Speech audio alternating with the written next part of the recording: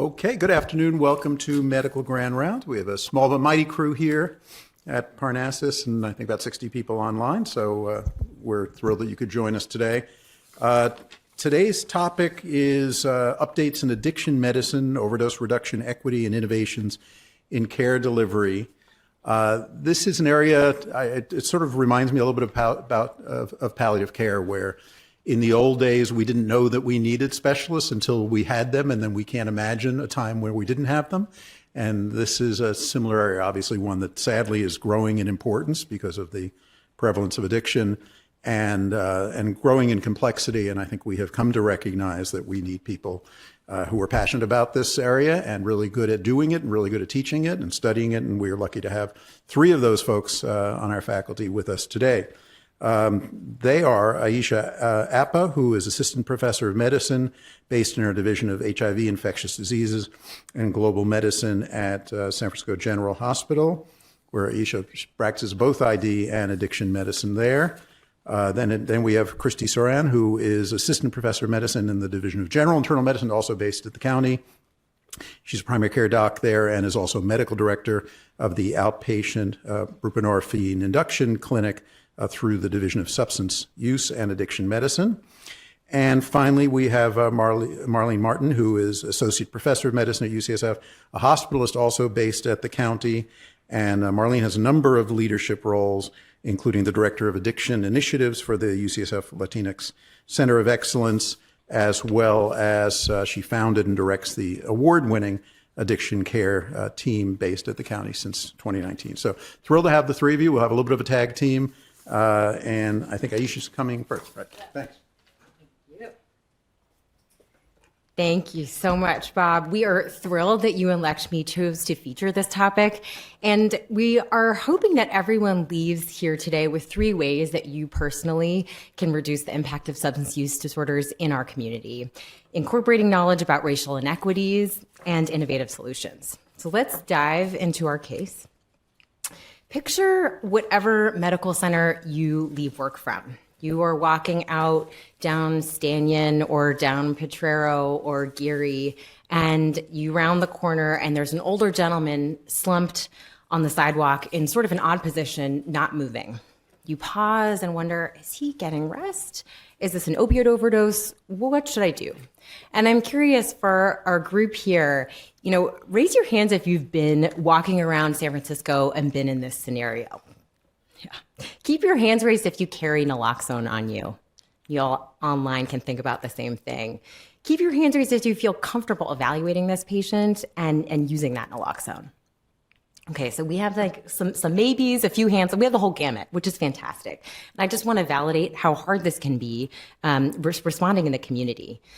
The San Francisco Department of Public Health put out these phenomenal cards to take you through opioid overdose reversal in 5 steps.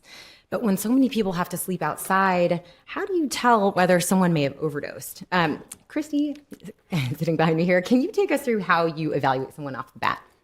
Definitely. So first, I want to acknowledge that many of us are very comfortable responding to an emergency in a medical setting, and it's much more difficult in the community. So first, looking if someone may be having an opioid overdose. If they look intentionally placed, they're propped up on a bag, blankets over them, that's probably intentionally positioned. When someone's in an odd-looking position, I would be worried that potentially this could be an emergency needing response. And so I often go over and say, "Excuse me, are you doing okay?" And often people will wake up in that moment. And if they don't, then I proceed down these steps with louder verbal stimulation, trying to physically arouse them. If they don't respond, calling for help and administering naloxone. Before I do that, I often say, "I'm about to give you naloxone," in case there's one more step in the algorithm before they respond. And it's always okay to call 911 if you're concerned, if you don't have naloxone, or if you're not sure what to do. Fantastic. Thank you so much. I'll get back to the case here, but just want to flag before we move on that naloxone is now over the counter. And so if anyone would like to take some naloxone home with you, wave us down. Marlene's going to walk around and give some naloxone out to those here. And I'll say that at the end, I'll come back to this, and there are some additional resources for training for those interested. So back to our case. You give the patient a dose of intranasal naloxone, and in 2 minutes, he has a respiratory rate of 12. EMS arrives, and he's found to have a fever. And you talk with him a bit more and learn his name's Lee. And he's really distraught and hesitant to engage with first responders, saying, "Are you going to call the cops? I can't go back to the hospital. I just left. They won't take me back." And I just want to, flag here that he was on the brink of death and is still scared for his personal safety and uncertain that he will be taken care of. And unfortunately, this is not unusual. Why is that? Against a backdrop of increasing deaths related to both acute overdose, which is pictured here in the orange, as well as non-acute substance-related mortality like alcohol-related liver disease in the yellow there. We know that fatal overdoses are occurring in American Indian, Alaska Native, and Black individuals at a rate over 10 times Asian individuals in California and around double that of white individuals in California. And in some parts of the country, we're also seeing quickly rising overdose rates in Latina individuals. While overdose isn't the only story, and there are many empowering stories of recovery, including these data that I'm presenting here that many Black San Franciscans are accessing treatment, we clearly have a lot of work to do. So let's spend a minute to take a high-level look at why Lee overdosed. Many of you may be familiar with the 5 whys as a technique in quality improvement to determine the root cause of a problem. So let's think about this a bit. Why did Lee overdose? One pertinent factor may be that we know he was recently hospitalized, and people who use opioids are at increased risk of overdose after leaving carceral settings and the hospital due to reduced tolerance. So why was his tolerance so high? Shifting drug supply. We also know very well that increasing potency of synthetic opioids like fentanyl have led to a dramatic increase in deaths over the past decade, and analogs like carfentanil, isotoniazine, or commingled fentanyl, as well as other sedatives like xylazine, keep coming and are certainly relevant. But why does Lee use opioids? We'll learn more later, but he started using to bring him down from methamphetamine, which is his primary substance of use, and allow him to get some rest. Why does Lee use methamphetamine? Well, a couple of reasons. It started as a way of treating depression with a history of trauma, and he's now using to stay vigilant and safe on the streets where he's living. And really, he's never been offered effective treatment for stimulant use disorder. Why hasn't he been offered effective treatment? Well, he started using stimulants in the 90s when drug use was a moral problem without public health infrastructure. There is a phenomenal body of literature led by Helena Hansen and Jules Netherland that draws attention to really stark differences between the current so-called opioid crisis and the crack crisis, wasn't really being called a crisis at that time, but of the 80s and 90s. And so in the 80s and 90s, as communities of color were affected by crack cocaine, it was ascribed to a moral failure that was primarily addressed via incarceration rather than the public health tools that we have today.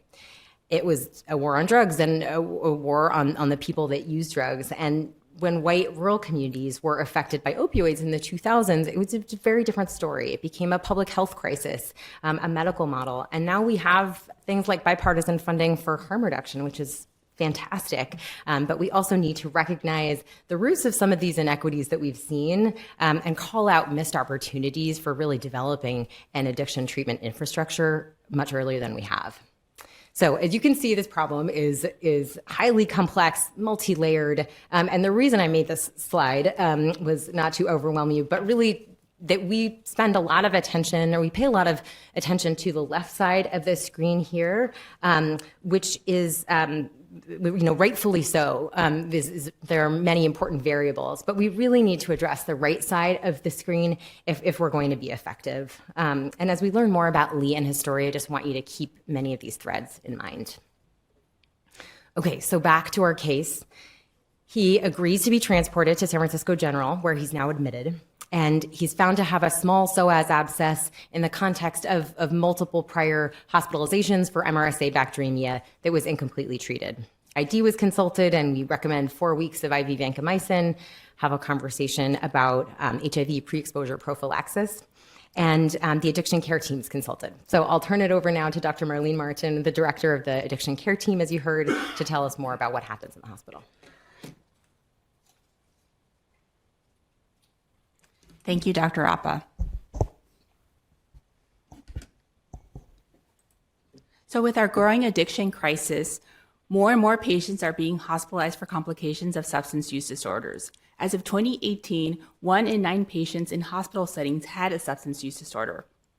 And with that, various models of addiction care have arisen. Some of these are consult-based models, such as we have at San Francisco General and here at UCSF Health, called ACT at the General and Access here. We also have practice-based models where order sets are embedded in electronic health records. And then we have community in-reach models. And the evidence shows, as these models have arisen, that there are many benefits to treating substance use disorders during hospitalization for both the patient and the healthcare system.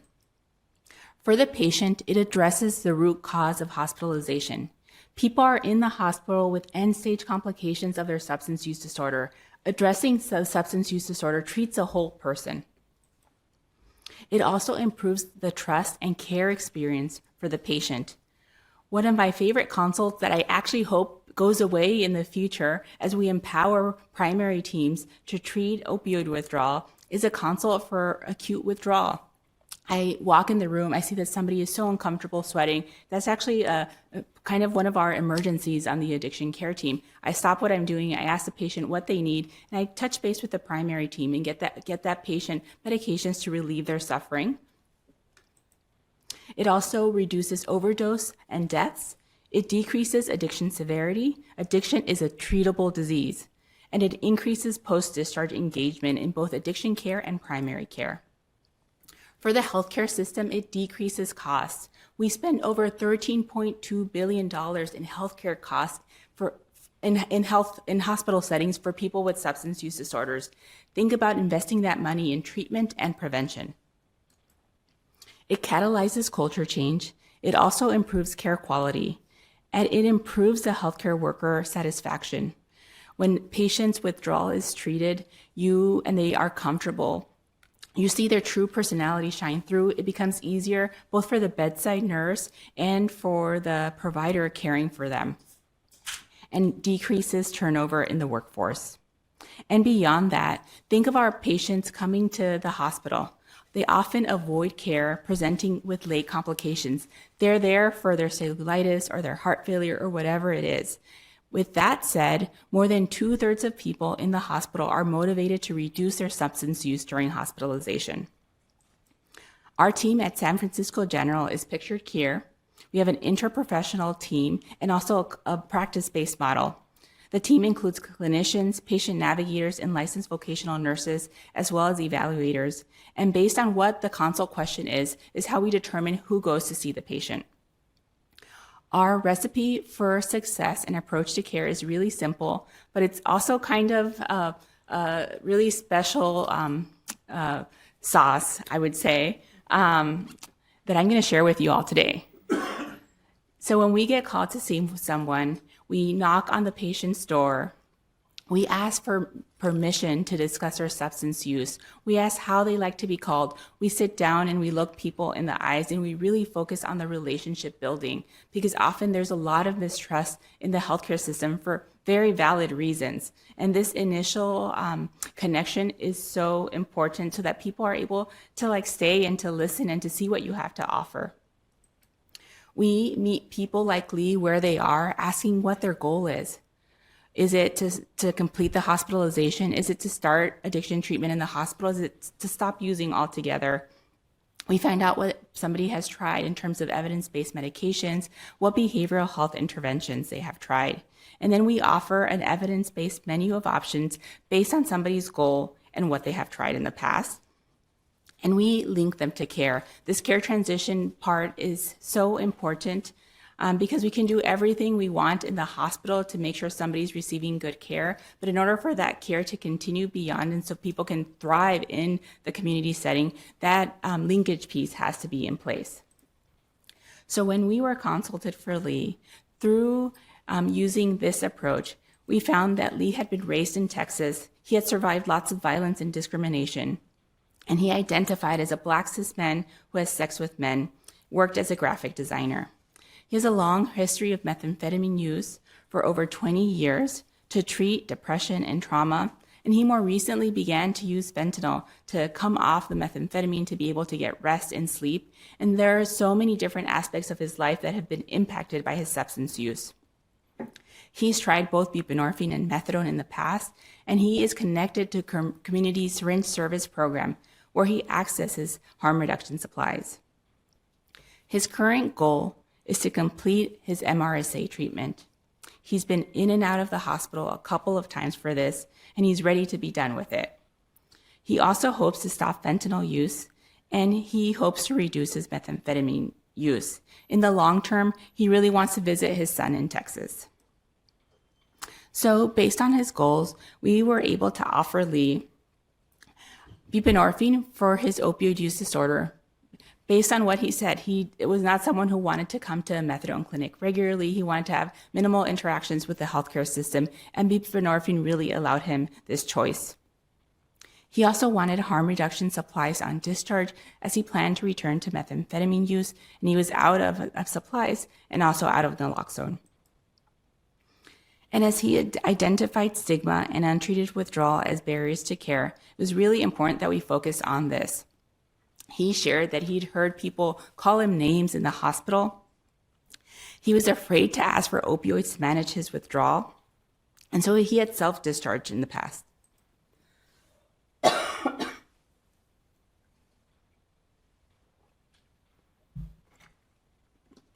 And so what were the things we could do here? We could make sure we were using person-first language and respecting his autonomy. And with this approach, we can help reduce the treatment gap. 1 in 10 individuals with opioid use disorder right now is on a life-saving medication for opioid use disorder. That means there are 9 in 10 people out there who need our help, who you can offer evidence-based treatment to. And this is key because there is up to 50% reduction in all-cause and overdose mortality with these life-saving medications. And through approaches like Addiction Care Team and all the other innovation in San Francisco, we are able to meet some of this need and continue to improve care for people with substance use disorders. At the General, we've been able to do this through partnership with pharmacy and nursing. Here's some data from 2022. And what you can see here is that for people with opioid use disorder who the Addiction Care Team has seen, 84% are started or continued on life-saving medication for opioid use disorder treatment. This is compared to 51% among people not seen by ACT. And I have to say, this is much better than the 20% it was before the Addiction Care Team started, because we've been able to do so much education and capacity building, and better than the national rate among hospitals, which is 15%.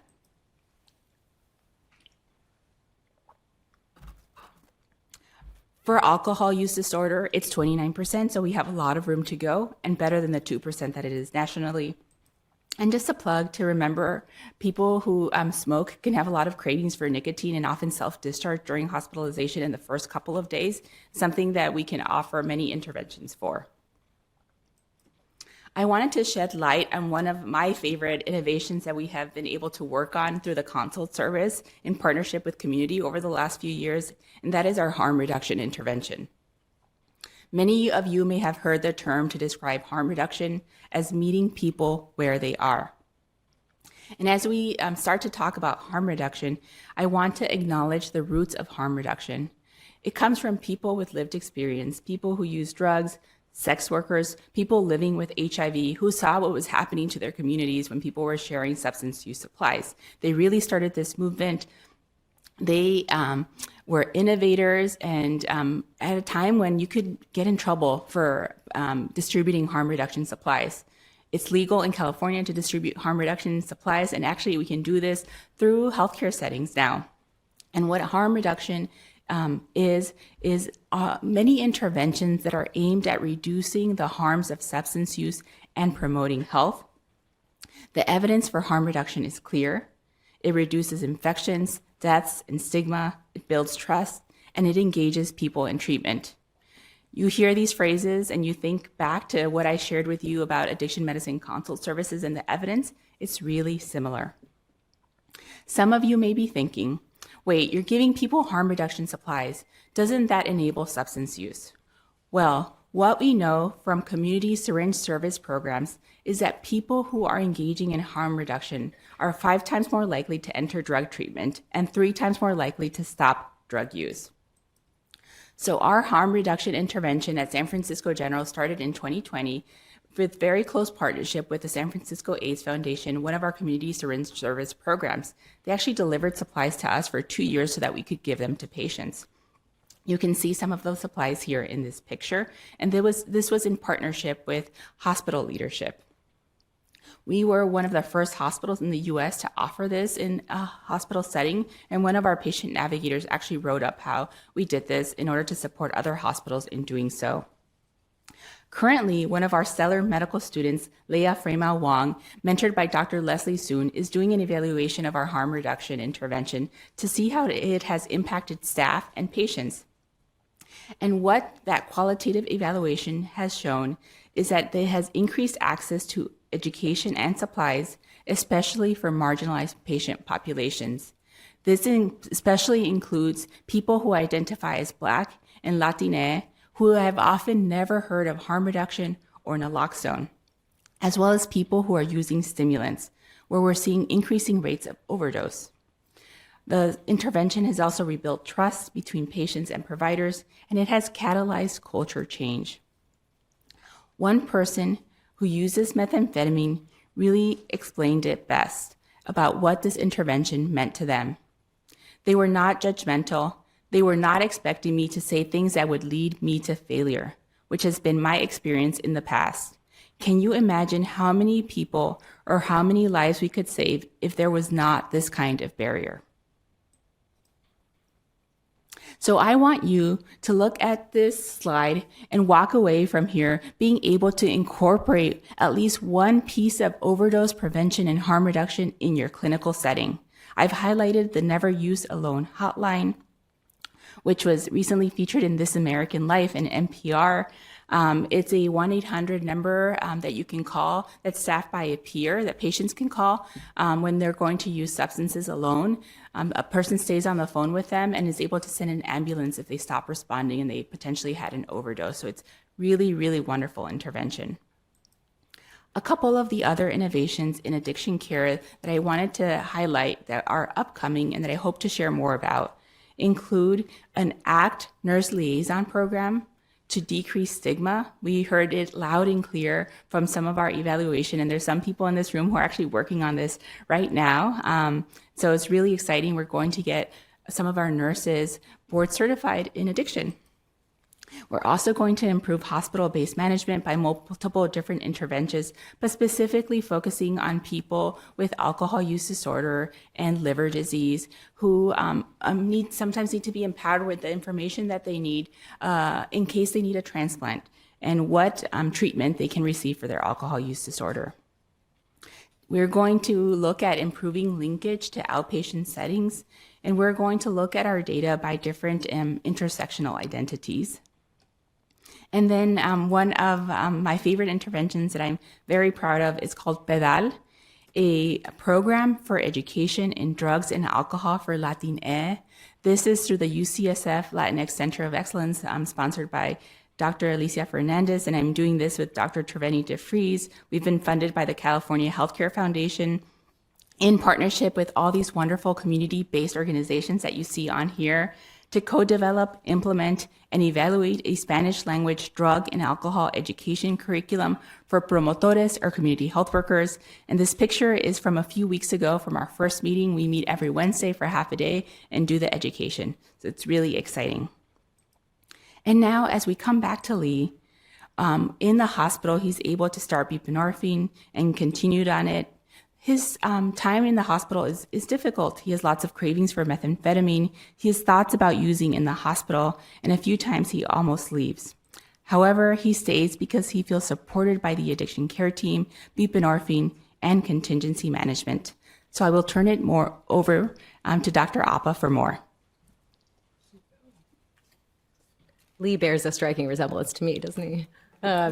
This is not Lee. This is me performing contingency management. And many of you may be wondering, contingency what?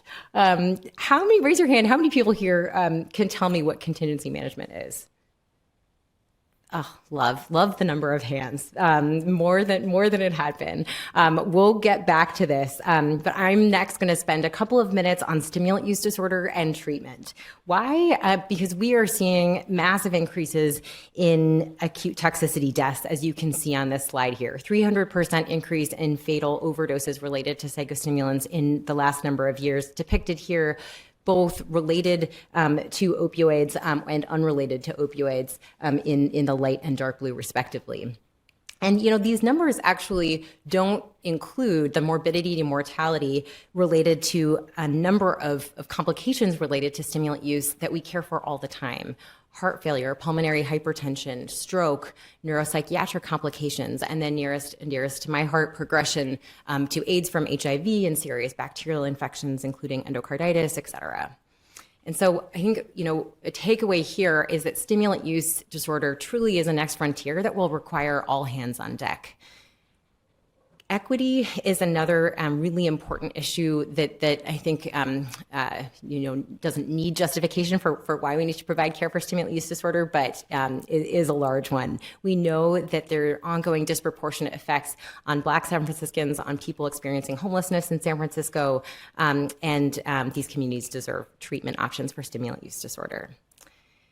So if you remember nothing else from this slide, I want you to just take away that contingency management is our current gold standard treatment for stimulant use disorder.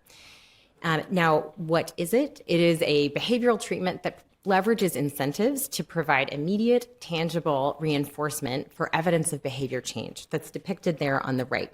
So you have a target behavior that programs can define, let's say abstinence from methamphetamine. And then there's objective assessment of that behavior done a couple times a week, commonly a point of care urine drug test. And then immediately following that result, if your target behavior is met, say the absence of methamphetamine in a urine drug test, there's a positive reinforcement or a gift card, or there are lots of different ways of doing this. And the idea is that through operant conditioning and really sort of training a couple of times a week and getting that positive reinforcement for that behavior change, that someone is allowed some space and freedom to make that change and feel reinforced and hopefully sustain. So is it efficacious? Yes, is the long story short. There have been actually hundreds of trials of contingency management across different substance use disorder contexts that have demonstrated efficaciousness. I think that what's pictured here, the data specifically related to methamphetamine use, which is extremely compelling. And we also know that contingent incentives are effective in improving medication adherence. So, we know this treatment works. Where is it in our country, in our state, in our city? So this New York Times article was published in 2020, referencing the extensive data we have to support the efficacy of CM, but the relative dearth of programs. I'm happy to say that in 2023, we're in a really different landscape. So, in 2020, I think it's really important to highlight the San Francisco VA and VAs nationally really led the charge in incorporating contingency management into their methadone clinics, as they have a mission to incorporate all evidence-based treatment for addiction.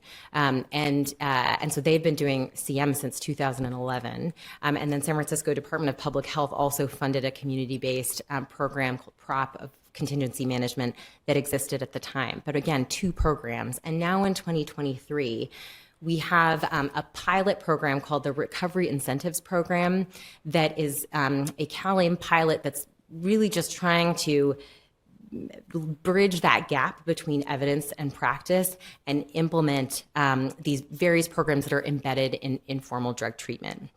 We also know, I have a picture here of Dr. Soraya Azari, who was highlighted in this article describing an early example of a fantastic ambulatory-based contingency management program. So Dr. Sarah Leidy, who is a graduate of the internal medicine program and addiction fellowship at UCSF, along with Dr. Soraya Azari and Jonathan Davis of cardiology, really embedded contingency management into heart failure clinic to address stimulant-related heart failure. Again, a phenomenal example of this.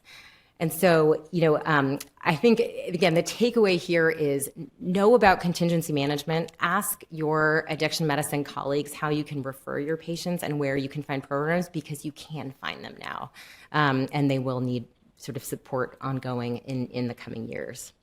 So let's get back to Lee. We know that CM works. What did it look like for him? In response to a sort of well-known need to support antibiotic completion and adherence among people who use drugs, as well as to treat stimulant use disorders, both in and out of the hospital. This IMPACT was an example of a program that we started to use contingency management to support both of those behaviors, both antibiotic adherence and stimulant use disorder treatment. So practically, what did this look like for Lee, a participant in IMPACT? I visited him twice a week to confirm his antibiotic adherence on the MAR and give him a point-of-care urine drug test. And he had the opportunity to earn draws from a fishbowl that corresponded to gift cards. And overall, we found that this approach led to 92% of our participants completing their antibiotics and 87% of those urines negative for stimulants and opioids. And beyond that marker of effectiveness, I think we really heard from participants, and actually this is a quote that someone said, like, I want you to tell other people this, so I'm happy to be sharing this. Beyond that effectiveness, there was a strong element of building connection and combating stigma. So this participant said, I want people to know that most people who use drugs are too ashamed to come in or too worried about how they're going to be treated. This is in the hospital or medical settings. So they let it get bad. So when you have a good experience like this, it changes how you see medical care. And so I think, again, just another theme that connection is important, valuing the human is important, and all of these sort of move the needle. So what's next for us? COMBO is a study that we're currently enrolling at Ward 86 that pairs stimulant use disorder treatment and assessment or reinforcement of ART adherence or antiretroviral therapy adherence using a point-of-care urine for stimulants and urine test for tenofovir. That's really exciting to offer that in a primary care space, and then stay tuned for other novel ways to pair HIV and ID care with substance use disorder management, like injectable buprenorphine for opioid use disorder and injectable PrEP, pre-exposure prophylaxis, or ART for HIV. Okay, so back to Lee. After 2 weeks of antibiotics in San Francisco General's skilled nursing facility 4A, Lee is getting antsy. He wants to leave, and he still needs another 2 weeks of IV vancomycin. What do you do? This is a common conundrum that people find themselves in. So I wanted to share this model that came from a collaboration with a number of other people that work at this overlap of addiction and ID across the country that'll be in CID shortly, and acknowledge that, when I was training not too long ago, the practice that I observed was offering patients one duration of IV antibiotics in a supervised setting only, and that's it, no plan B. And I think what we've learned over time that is really more effective and in line with other disciplines finding that choice matters, empowering our patients with choice matters, like in contraceptives or in HIV PrEP, using shared decision-making and principles of health equity and harm reduction to lower barriers to both infection and substance use disorder treatment is huge. So I think one tangible takeaway for you all is I would, try to embody these principles as you can and offer gold standard treatment for infection and explore if there are reversible barriers like undertreated withdrawal or pain, etc. Alongside always having a plan B, a way that you may get your highly bioavailable oral antibiotics or long-acting injectable antibiotics into your patient. And then simply put, some antibiotics are usually better than no antibiotics, and I'll leave you with that one too. So Lee, after talking through staying for another 2 weeks, oral options or long-acting antibiotics, goes with dalbavancin, has one dose for an estimated 2 weeks duration of his MRSA treatment. And as we think about transitioning to the outpatient plan, would love to hear what Dr. Soren, the director of OBIC, thinks about his next steps. Thank you so much, Dr. Appa, and we'll keep going with Lee. So while he's in the hospital, in addition to his antibiotics, he receives extended release buprenorphine. He wants to follow up at the OBIC clinic and receive outreach from the HOPE team, is also given other options for drop-in availability for medication treatment in case his plans change. So how do we continue all those wonderful interventions started in the hospital as he transitions out of the hospital? And we know transitions are hard. So for people with substance use disorders, often we're thinking about, would they like to continue some form of behavioral intervention, residential treatment, counseling? How do we continue their medications, access to harm reduction, outreach if they're not engaging, and then also support them through this complex system of care? What I'd propose is that whatever door Lee walks in, that the answer should be that he can receive treatment for his substance use disorders. We've highlighted a lot what you can do in the hospital. We have emergency medicine initiatives, including substance use navigators located in emergency departments across the city, including here at Parnassus. And then I'm going to talk more about addiction specialty care. This is the door that I walk in most days at the OBIC clinic. That's the outpatient buprenorphine induction clinic, the oldest buprenorphine induction clinic in the country. And it's run by the Division of Substance Use and Addiction Medicine and collaborating with the Department of Public Health. And we're really a team of individuals, primarily providing medication treatment. 95% of our patients are on buprenorphine, but also getting treatment for other substance use disorders and co-occurring mental health conditions. We have a goals-based contingency management program where people can identify health and well-being goals and receive incentives for those. And then the HOPE team, as I mentioned, is an outreach team that outreaches to survivors of overdose within 72 hours of that event and goes to their home with the goal of building relationships, debriefing the overdose event if they're interested, and if they want treatment, rapid linkage to care. And much as the themes that you've seen today, so much of this care is about values and rooted in true unconditional positive regard for individuals. So whatever they're coming in for, whatever they look like, whatever time of day, that we're there to provide that treatment. One thing we aim to do is really lower barriers to access to care, and so that's setting up a structure for a clinic that includes drop-in availabilities for all hours of our patient care, being very flexible about how often someone comes in, how long their visit is, what formulation of medication they have, reducing paperwork, troubleshooting insurance. These sound simple, but they're so impactful for someone who reaches barriers and stickiness to be able to receive this treatment. This is not done alone. We partner really closely with the Community Behavioral Health Services Pharmacy, which is another door our patients have to walk in every day to get medications, or not every day, but often. And they help us in real time navigate insurance challenges. They'll help with counseling and medications, and then always have access to the medications, which is increasingly becoming a challenge at commercial pharmacies. We partner with our residential programs and specialty mental health. And then, of course, I focus on medicines because I'm a physician, but this is really beyond medications. And it's having voluntary options for music group and counseling, access to gift cards when people are having trouble meeting basic needs, providing harm reduction supplies, and then our outreach and contingency management programs. So why do we structure our care to provide low barrier access? It's really based in the evidence that when we do this, people reduce their HIV-related risk behaviors. They've seen reduced incidence of HIV and hepatitis C and reduced overall mortality. We have lots of local San Francisco examples.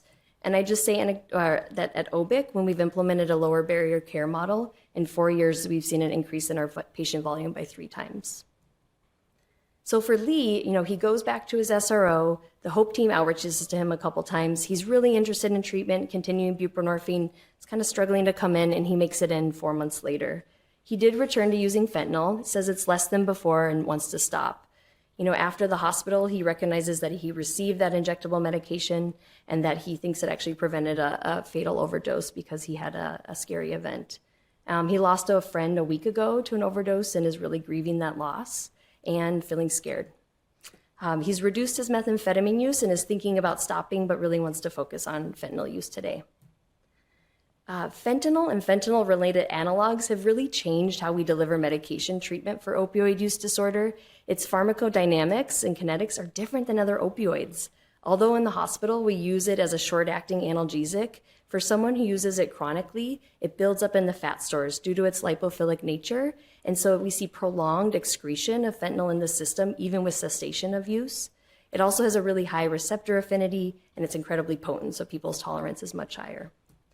This has changed buprenorphine because we see higher rates of precipitated withdrawal when we start treatment and people using it less frequently as needed. And it's required us to innovate using overlap initiations and higher doses. For methadone, we've seen the need to get people to higher doses and get them there faster. And so need to change how we dose methadone. And then also with COVID, we've seen some loosening of methadone clinic restrictions. And so people have increased access to take-homes, meaning they don't have to come to the clinic daily. So what do I mean by buprenorphine overlap initiations? Basically, it's taking small doses of buprenorphine and gradually increasing with time. We often start with a patch or 0.5 milligram, and then over a couple days or a few weeks, increase that dose. Someone continues to use a full agonist opioid. So in the hospital, we prescribe that. In a methadone clinic, it's methadone. And when they're in our clinic, they're continuing to use fentanyl during this time period. Locally, Dr. Soon has helped us evaluate our outcomes related to these overlap initiations. We utilize a bubble pack protocol with the pharmacy because these are kind of complicated doses. You're changing the medication every day. And we found that when people engage in this type of overlap initiation, over half complete the initiation, and those who don't come back within 30 days to try again. And what that suggests to me is that it's a low barrier way for someone to try buprenorphine without having to wait for a period of withdrawal. And it was a good enough experience, they're willing to try it again. That said, 10 to 20% experience some mild withdrawal symptoms. We do think the risk of precipitated withdrawal is significantly lower, but it still requires a lot of effort and desire in the individual to stick with it. Buprenorphine is one medication, but we know that's not the only answer, and really expanding access to methadone is going to be essential. Our local OTOP is really innovating locally in how we do this with new titration schedules, increasing access to take-homes. And then really methadone clinic regulations have not changed significantly in 50 years. And so there's a movement to reassess, is this the right way to deliver this medication? And OBIC is participating as one of 6 sites nationally in a NIDA CTN trial about office-based or prescription methadone as compared to buprenorphine to assess retention and care and overall safety. So for Lee, he comes intermittently over the next few months at OBIC. He started on the overlap initiation, and he's had to restart it a few times, has trouble coming, but he's really familiar with it now, and so he's able to do that without problems, and eventually transitions back to extendable buprenorphine because he found such benefit for it. And he's been coming consistently for several months and started seeing a primary care provider and really wants to transition his care there so he can get all his medical care in one place. How many people have prescribed buprenorphine? Almost everyone, but all of you can if you have a DEA license. Next time you renew your DEA license, you'll have to attest that you've received 8 hours of training on substance use disorders. That includes CME accredited trainings. The Office of Continuing Medical Education has a wonderful 8-hour course. Our local UCSF National Clinician Consultation Warm Line is available for questions if you're still feeling some discomfort. And then there's a lot of free resources in the California Bridge Project website. So coming back to our doors, I want to go into another door, and that's in primary care, and highlight some of our local innovators here who are really providing addiction medicine embedded into primary care. And what we know is that when this is offered, usually in an interdisciplinary way, that improves access to buprenorphine, improves retention, and people are more likely to be up to date on their recommended healthcare screenings. We also can do this in our subspecialty care. The HALT Clinic is a partnership with our hepatologists, liver transplant team, and it's embedding addiction medicine into the clinic specifically for people with alcohol-related liver disease. And we've seen this as an increasing reason people may need transplants and will be essential for increasing equity and access to transplants. And outcomes are overall really good when this is embedded into the clinic. And I've focused so much on providing addiction medicine, but a lot of this isn't just about the addiction medicine piece. It's about doing things like providing non-judgmental wound care, treating withdrawal and pain, providing access to nutrition and healthcare maintenance, and then providing the gold standard for evidence-based care for people who have comorbidities related to their substance use. And the last door I want to highlight, which is probably the most important, is our getting out of the door and into our community-based organizations. There are many times and many reasons people never come into our doors in healthcare, and we need to partner with local community-based organizations. We need to listen to communities most impacted by drug use and people who use drugs to help solve this problem. And I'll bring it back to Dr. Appa's graphic about how we reframe care. I really think this can be how we reframe care for all patients, regardless of drug use. And I'll leave you today with 3 takeaways. I hope all of you feel inspired and confident and know it's an evidence-based thing to provide medications for addiction. You can link to other addiction treatment services if needed, or if people need more support. You can embed these into your own clinics and hospitals. And I hope you all know and will use naloxone. And so the next time you walk by someone like Lee, you feel empowered to act as a member of our community. So let's bring it back to Lee. How's he doing now?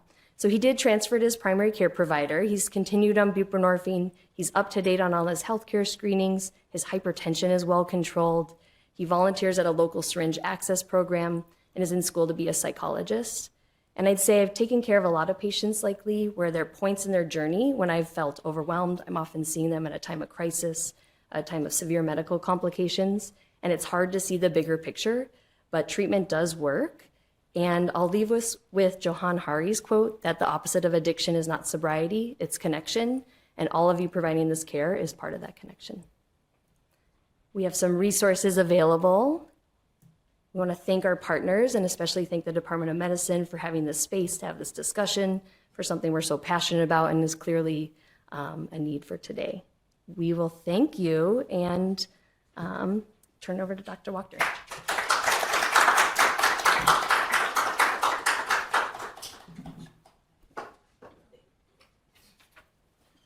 Perfect. Thank you. That was wonderful and inspiring. We've got plenty of time for discussion.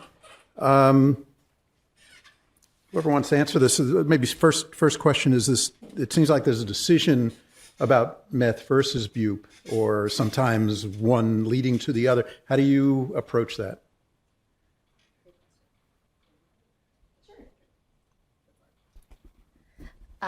It's an excellent question. We're seeing so much co-use of the two together that actually the majority of overdose deaths are related to both fentanyl and methamphetamine locally.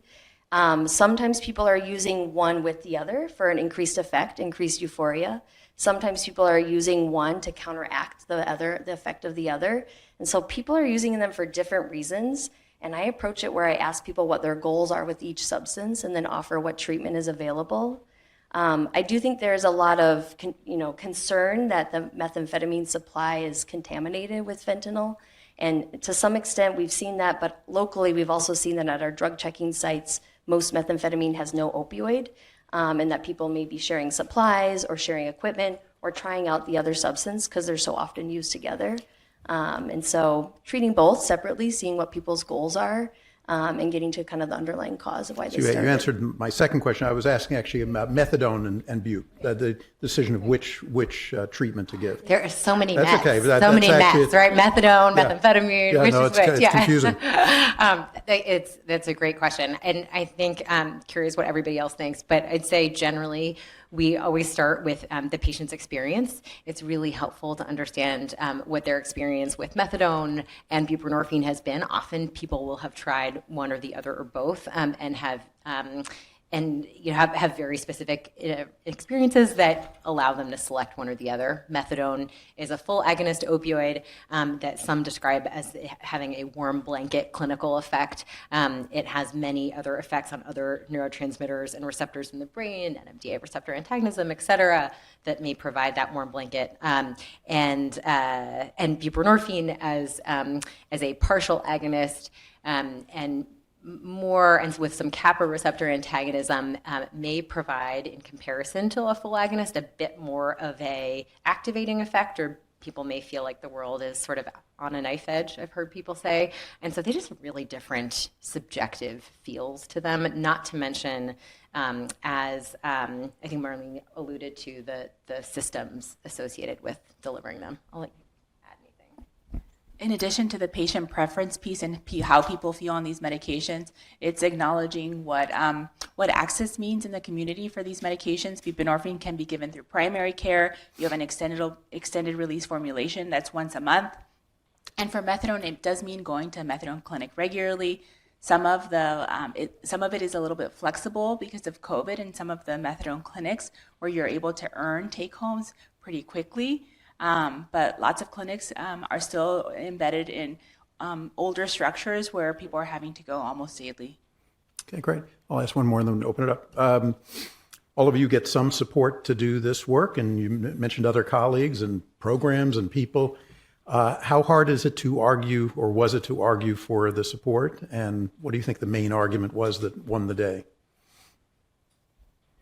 I think the evidence speaks for itself that we showed you today, and the stories and how effective treatment is. And I've seen that happen with our patients. I've seen providers and other healthcare workers feel empowered and know there is hope and that there is treatment and that they can do something. And I think we also recognize the severity of our addiction crisis, and you see more and more programs, not only in community settings, but in hospital settings. And a lot of people are having to reinvent the wheel and make business cases. And I would say the time for that is over, given what we know in terms of treatment, that we need a standard level of evidence-based addiction care that should be embedded across all healthcare systems. Great. Anything to add? Yeah, I think I'd say my personal journey was one of my UCSF training in infectious diseases being really supportive of adding addiction medicine training. And I think that is reflective, again, as Marlene said, of this understanding of how much synergy or there is overlapping clinical issues there are between these two fields. In Ward 86 pop-up clinic where I provide primary care for people experiencing homelessness, 90% of our patients use methamphetamine. And so if we're going to end the HIV epidemic, we need to address substance use disorders. And I guess I always wonder how much a bubble we're in San Francisco. In this conversation in other parts of the country, is it a very different conversation, or are more places making the kind of investments that you folks represent? Oh, that's a great question. It's a great question. I don't know the answer nationally, although I do see at a lot of academic centers, cities, and places most affected by the overdose and addiction crisis, they are investing. I think we've all recognized this is in our community, our families, our friends, our loved ones, and is essential. I'd say the state of California has really significantly invested in it through its public insurance. We mentioned the contingency management program. There's a lot of investment in the form of utilizing opioid settlement dollars. So publicly, and Medicaid has said we will cover every evidence-based medication for substance use. Those are initiatives that can really drive large-scale change. Great. Questions here? Yeah, and say who you are. Yeah. I think I know this. I'm Lenny. I'm one of the third-year internal medicine residents. I was curious. It's so wonderful that we have the opportunity to provide evidence-based medication therapy for opioid withdrawal and cravings inpatient.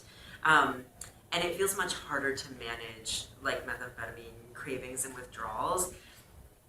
With the efficacy of contingency management as an outpatient intervention, is there any evidence or exploration into a transition of that into an application in inpatient settings or in SNFs?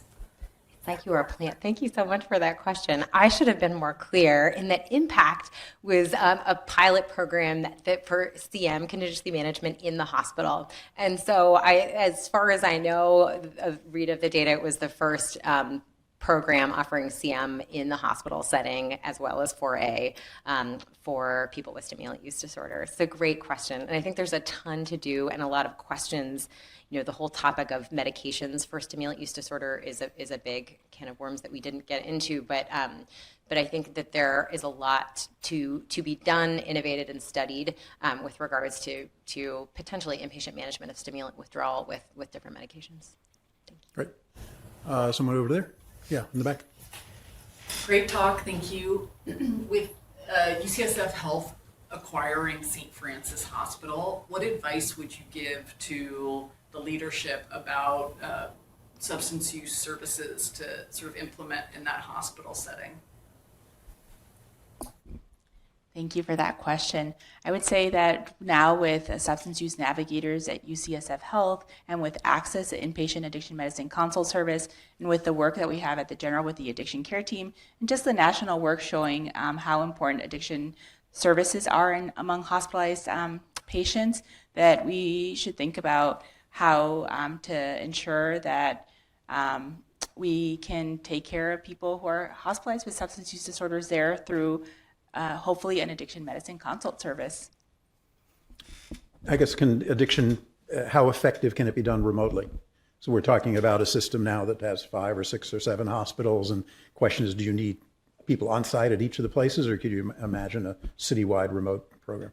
That's a great idea. I think just one last comment specifically about St. Francis, and then I'll take that one, is And maybe for those that are not quite on the inside, why St. Francis in particular? Yeah, Either St. the- Francis is located in the Tenderloin neighborhood of San Francisco, which is where we see most of our fatal and non-fatal overdoses. Actually, the vast majority of our emergency responders are bringing people after an overdose event to St. Francis.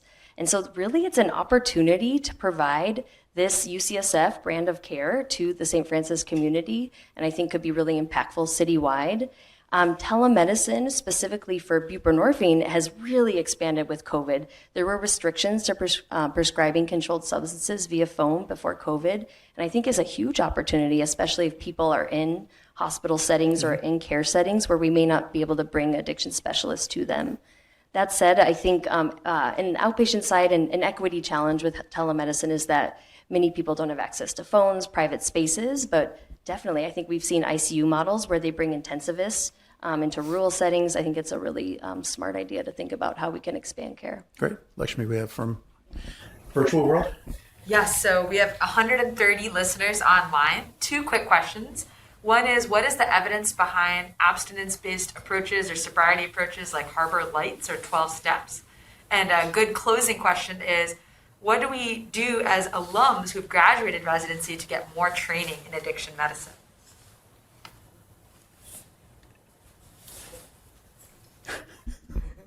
The abstinence-based models are the longest standing ones. I mean, people can walk in and receive care in the form of a 12-step model nationwide. There is solid evidence that this works for many people, and there's evidence that for people that may not be always their goal and that may not be the model that works best for them.